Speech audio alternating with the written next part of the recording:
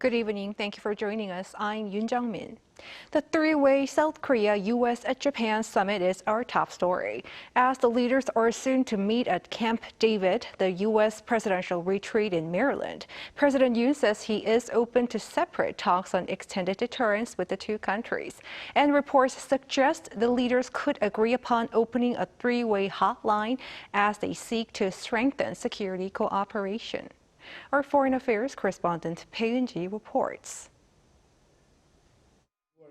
Before leaving for a landmark summit at Camp David later this week, President Yoon said he was open to separate consultations on extended deterrence among South Korea, the U.S., and Japan in a written interview with Bloomberg News. It reported Wednesday that President Yoon stressed the international community will never accept North Korea as a nuclear power under any circumstances, and that he expects the summit with Japanese Prime Minister Fumiokishida and U.S. President Joe Biden will lead to an agreement on ways to enhance their capabilities to respond to nuclear and missile threats from the North. Also ahead of this week's gathering, a virtual meeting between the top diplomats of the three countries was held on Tuesday night to discuss details of the summit.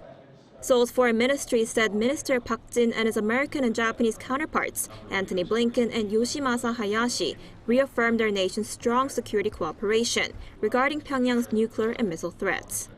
Following the virtual meeting, U.S. Secretary of State Blinken noted that the meeting at Camp David will mark a new era in trilateral cooperation.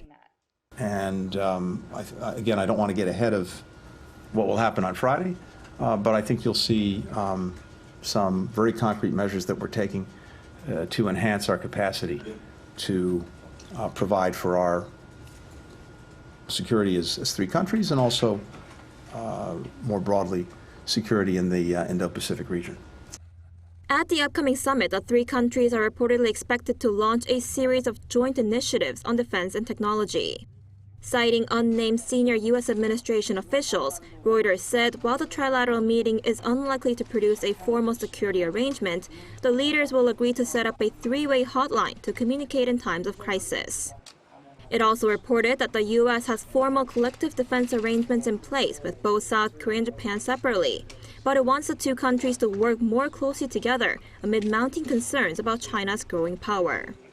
In March, Seoul and Tokyo held their first bilateral summit in 12 years, as the Yoon administration has been working to restore ties with Japan by taking steps to ease tensions after years of historical disputes, including the issue of wartime forced labor during Japan's colonial rule of the Korean Peninsula, before and during World War II. Bae Eun-ji, Arirang News.